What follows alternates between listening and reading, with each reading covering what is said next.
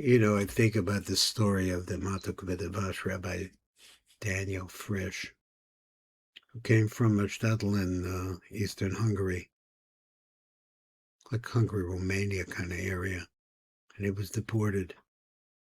And I think he was on a train that stopped. Now, this is a famous train because you have to understand when you're dead, but if you remain alive, then you become the future. And that's what happened here with him. Somehow he was not killed in Auschwitz. He was right outside of Auschwitz, and he made it back, but he was really dying from typhus like most people, where everybody wanted to go back. And see, what happened is that they were living there in the far reaches of Hungary, what was originally Hungary, Romania, and they were there till 1944, and during this time, the sphere of the Germans deported them to Auschwitz. They killed like 550,000 of the million Jews. Maybe more, I don't know. And then some of them survived. They came back to their villages, to the shtetl that they came from, and the Gentiles had taken over their houses. And there were serious fights, wars that took place there. People were killed. Understand that the people that are coming back are people who have been starving. I mean, it wasn't good times before the Germans. It was terrible times before the Germans actually started rounding people up and deporting them.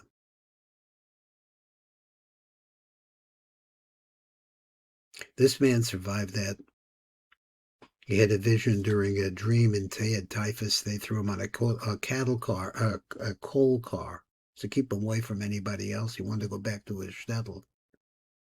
And in the time he was burning up with fever, and he had a vision that he found in the coal car a challah, and he ate it. It got better. It's a miracle kind of thing. And he went to Eretz Yisrael, and eventually he got to Eretz Yisrael, and he had one thing on his mind, that he was going to explore the secrets of the ZOHAR, that he had a tremendous vision over there of the light of God. He just really couldn't understand. It's like something not understandable 100%, but powerful inside of him. And it drove him to look for a wife who could live the life that he needed to live, which was he spent a lot of time in Meron. Because in Meron, the people would come, the Kabbalists would come to be at the kever of Rebbe Shimon. And he'd talk to them. He'd take notes. And that's what we have here. This is the Zohar Kodesh, Menukad. He made a sefer with a really nice Pirush. Has a lot of the Uri in it. And it's called the Matok. Midvash. Sefer the Tzniuta is at the end of Parshas Terumah. Terumah is it's a long Zohar. And we'll get over here, and we're going to begin. Let me see where we're at right now in Parshas Terumah. We had just been listening to Rabbi Yehuda describe the Or HaGanuz. So the light that only appeared once and hidden away because of its power. Let's take a look at what the Matok Midvash says as we're about to go into Rabbi Yossi. The Torah says like this, here is the intro. So the Indian, what's the Indian of this hiding of this light? Efshel Levar V'fi Arizal. He says this in Shar Kavanas and Rosh Sheni Shel Amida. He said, it's already known. So this light that came before the world, that the rabbis are talking about, Yesod of ZA. What is that light? What is the origin of that light? So we have to go back and understand the Yesod of ZA. I think we mentioned this yesterday. Yesod of ZA is long, and it extends from Abba, which is Chochmah, all the way through the center line of Zeranpin to the Yesod of Zeranpin. So he says this light, this hidden light, is hidden inside of the Yesod of Zeranpin. I said the Zohar of Zeranpin is the reproductive area of Zeranpin.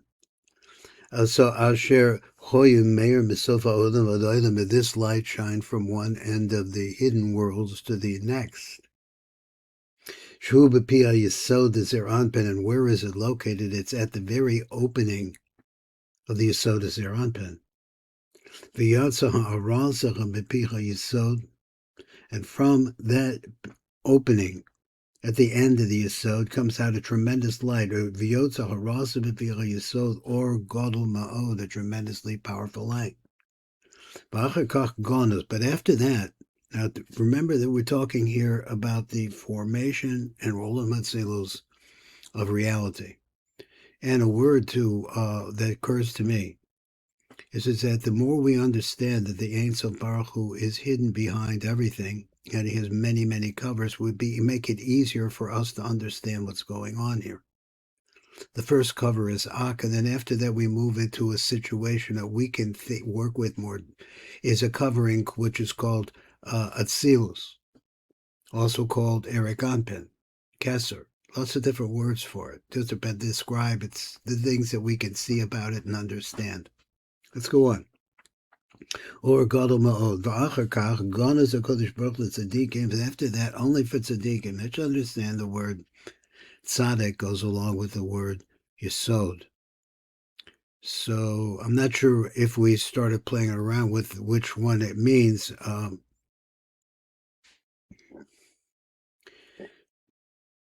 So he says, Ratzon Lomar, B'tochi Yesod HaNikra Tzaddik. V'sham hu mislavesh v'ganos b'sochi Yesod hu d'zer anpen, and there this Yesod of Abba is hidden inside of the Yesod of ZER Anpin. V'sham nikra b'sod or zerua l'tzaddik, and then it's called the light which is planted for the tzaddik. And once again, the word tzaddik means Yesod.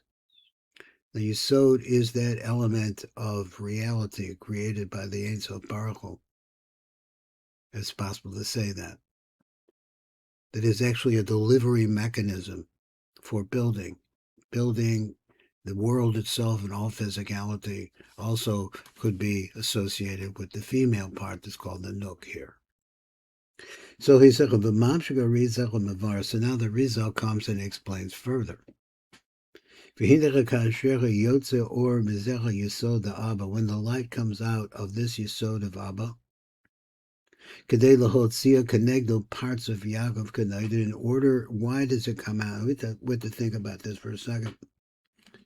Let's imagine that ZER Anpin is like in the form, graciously, of what ultimately congeals into a man with a head and a body and legs and so forth, and a bottom like below his feet.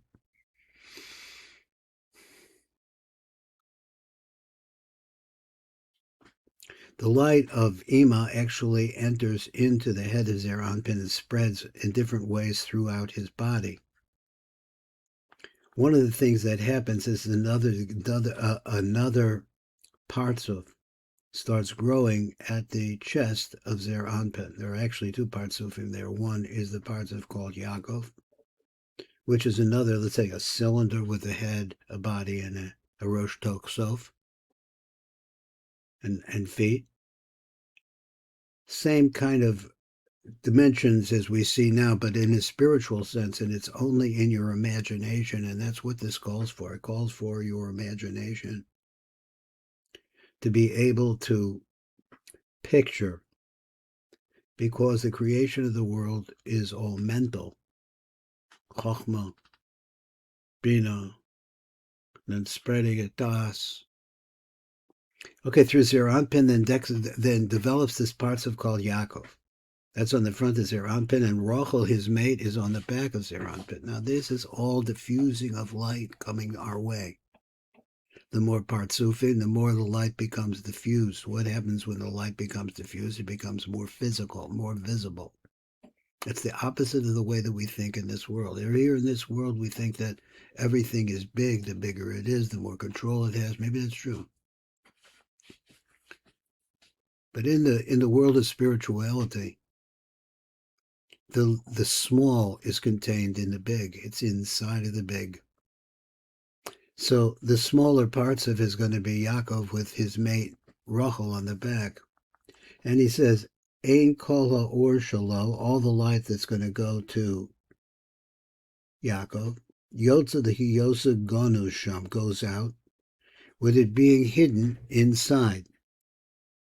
I'm not sure which is who. I think I said it was Yaakov because it says the Hotzia connected parts of Yaakov connected ein kol ha'or shalo yotza the hiyos gonu sham. So all of the light that's inside the Zeran pin doesn't go into Yaakov. Is that what that means? We'll read a little bit, so maybe I'll figure it out.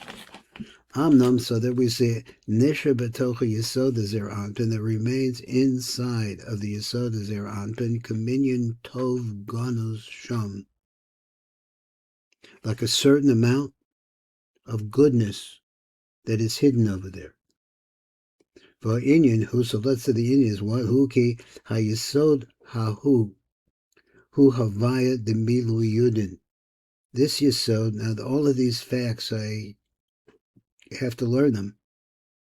The Inyan is like this, the Yesod, ha-hu is a Havaya de Milu Yudin, which is gematria 72, which is the same gematria, he says, as the word Chesed. Now, let's just look once more second at what he actually says. Tov Ganus Shon, that there's a hidden goodness there. And he says the Inyan has to do with the Yesod. The Yesod is actually, he says, is an extension of the name Havaya, which is with the Milui of Yudin, which is Yud Vav Dalet K Yud Vav K Yud. Shuhu gematria Chesed. The Chesed is gematria 72. So when you see this number 72 in Kabbalah, then you understand that it goes along with Chesed. There's a lot of things that goes along with. That's one. Kulo hu mispashet. All of this spreads. V'yotze el Yaakov, and ultimately goes to this subparts of called Yaakov. Toch ha-cheshbon tov. Tov is a gematria 17. The lo is pashet nishar gondos bezocha Yesod of ZA, and it remains inside of the Yesod of ZA. Now, so I can collect a little bit of what he said.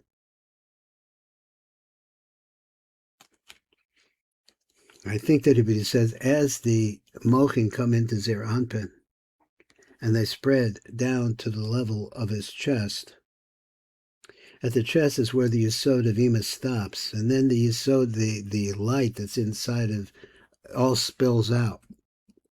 And actually the light of Abba continues as a beam going straight down into the Yesod of ZA. But this light now that's coming through the body of ZA is going to create another parts of called Yaakov. That's in the front. We're not talking about Rachel in the back because they're parallel. Tov Ganus Sham, and in there is a certain amount of Tov that's hidden in there. Hidden where? So I think he's talking about the Yesod of ZA. Vayinyan hu ki ha-Yesod ha-hu is a vaya de milu yudin, which is a gematria 72. We went over that a minute ago. Shehu gematria Chesed, which is the gematria of the word Chesed, which is also 72. So now that we understand that, the Yesod is this gematria. This gematria is all hidden inside of this gematria is also the word Chesed. It's like maybe like a different face. It's the face of Chesed that shines. Kuluhu mispashet v'yotza el Yaakov. Now all of this goes spread out into Yaakov. Chutz mecheshbon tov, with the exception of the cheshbon, of tov, which is 17. The lo is pashet v'nishar gonus bezocha Yesod of ZA, but doesn't spread, and it remains. This is the light that is hidden, the light of Chesed, the light of the name of 72. That's an interesting lesson from the Ari. Let's start into the Zohar itself. We're going to be reading, I'll just bring it up here, about Rabbi Yossi Hava'ale Ba'araisa. He was learning Torah, which we've seen before is after midnight. V'havi imei Rabbi Yitzchak, Rabbi Chizkiah, these people were together, and now we're starting into that Zohar. So the Matok says like this, he quotes that, Rabbi Yossi hava la'oi b'oraisa, Rabbi Yossi hava osa b'torah. V'hava ime Rabbi Yitzchak v'Rabbi Chizkiah, so these two rabbis were with him. So hava amar Rabbi Yitzchak ha-chamenin de'ovada de'mashkana, kegavda de'ovada de'shemaya v'aretz. So what does he mean? He says, Hare re'inu, we have seen, Shemaisa ha-mishkan, when the Mishkan was put together, and that's a major part of Parshas Terumah. Hoya kamasa shemayim va'aretz. It's like was the original creator of the heaven and the earth. He ha-yurios, because he explains like this. The yurios, the curtains, hoya doimin l'rekiim, they were like the heavens. The hakros and the hooks, the kochavim, are like the stars. V'na'as b'chachma u'b'tavuna u'v'das, and they were made, as we understand, of the flowing of light from chachma into bina into das. K'maisa shemaya v'aretz. Kamavur b'mesechtes Tanchuma. V'ha Yita'aro. V'ha Yita'aro chavrecha v'razin delacham z'ir. Harei ha'heir ha'chaverim b'soda shalachem. So then they became very, very aroused, because each one of them had different secrets that, because it began to come out or appear. Aval giluch shir ma'at, but they only said a little bit. In other words, their minds were expanding tremendously. The lo yachil bar nash the mechel b'fume. Ad she'ena adam yochel le'echel b'mene b'piv, so a person couldn't eat from it. It's not clear what the it is here. With his mouth, afilu kadei te'ima machmas, and the reason why it sounds like a person loses their appetite, or their appetite becomes very dim. Machmas ma'ad ha'havana shagila, but because of that little bit of havana that was revealed to them. I think he meant to say that the normal taivas of this, for this world, like we have for food and etc., it didn't appear to them, because they were so overwhelmed by the tremendous havana that they suddenly had. So in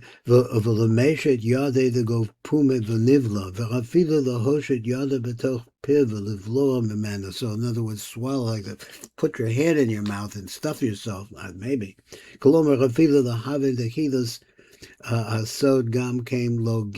that to begin, what it means to say is like this: even if you force yourself to try to get into it, to be able to begin to see the sod, Gam Kain Lo Gilo, that how to do this was not revealed. Now I'm a little lost in the Matok there. So what I do when I'm a little bit lost, I read on, because a lot of times I come back and want to tell it. So it sounded like that what he was saying was that it was so astounding, the Gilui that was taking place here, that they forgot about eating. Even trying to force themselves to eat, we're not interested. That's what I think. I'm a Rabbi Yossi, the Rabbi Yitzchak. So Rabbi Yossi said to Rabbi Yitzchak, Milin Elin, these words, Sadik Lon the Gabi Butsa the Kadisha. Now these words, the Varim Elu, and remember we're talking about this or that's Ganus, which is basically the name 72. But he just had described how the transfer of light from the Yesod of ZA into Yaakov, another parts of, and to fill that with light. So this is another diffusing of the light of the Ein Sof.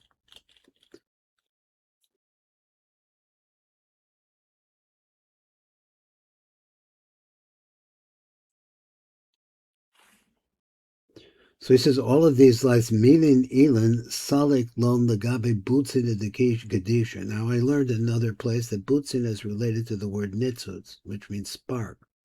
So this is a fire. Lagabe Butzin the Kadisha, the Varim Kadisha, the Varim Elo Olam of Varim, Haim Etzel Maor HaKodesh, they go by the great holy light, which is Rebbe Shimon. All of them go towards him. Dihu masakin tavshilin matikim. Now this is a world of metaphor that we're going through here. He says, Nachushuhu masakin tavshilin matukim. He is the one who makes sweet food. Before that, he's saying that actually eating physical food, even forcing yourself to eat it, just to maintain yourself, this is what they actually want. They want to get the food that is fed to them by Rebbe Shimon. Because he makes sweet cooked food, cooked good food. Because he reveals, he explains very well, as CHODES ka'ayin tavshel, like the secrets, and they become like a prepared food, a mavusam, which has a beautiful scent. Asher heich ochel yitam loch, the palate, the food palate, yitam loch, should be able to taste it. In other words, he makes this pure spirituality like that. Kama the askin lon atika kadishim, kamosha tikan osam atika kadisha shuhu eriganpins, in order to be able to build them. Who could build them? Kama the iskin lon atika kadisha is eriganpin, kamosha tikan osam atika kadisha, which is Eric Anpin. So Eric Anpin is really a beginning of really forming up what will become our reality. Steam they call steam and hidden, and call the hiddenness shuhu sasam toch abba ve'ima, because it's hidden inside of another lower parts of that is Eric Anpin is hidden also inside of a parts of which is called abba ve'ima. Shagam heim stumim toch zun, and they wind up in being closed inside of ZOHAR v'nok. Shesham shorish sodas Torah, because that is where the root of the Torah comes from. Rebbe Shimon and Rebbe Shimon would go and he would draw like taking water from a well. Hasodas o mashka acherim, and he brought this, and he brought water, what to drink, but he's talking about what to drink of the sod to others. Ki v'ihu askin b'shtavshilim. Who misakim b'manutav shilim metukanim. So he is actually, he prepares, he makes, he forms up mimana from him this very sweet food. So he says, what does this mean? The metaphor that we're talking about, he was able to explain and give over in a very good way. Now look at the words. He said that because in order to understand Rebbe Shimon, you have to be fit, roi, yuchel lahavinam. That means everybody can't understand them. The less le azech the meise achracha the mishdera beru milcha. Ad she'ein bechem makom, so to get to a point where it has no place. Sheyavu acher, that another should come to lahosif bo melech, and to add somebody has to come. And then he said, ad she'ein bechem makom sheyavu acher lahosif bo melech. He made the fool so perfectly that you didn't have to come along and bring salt, try to pick it up a little bit this way, salt and pepper, etc., etc. It's just absolutely, totally, completely fulfilling. There is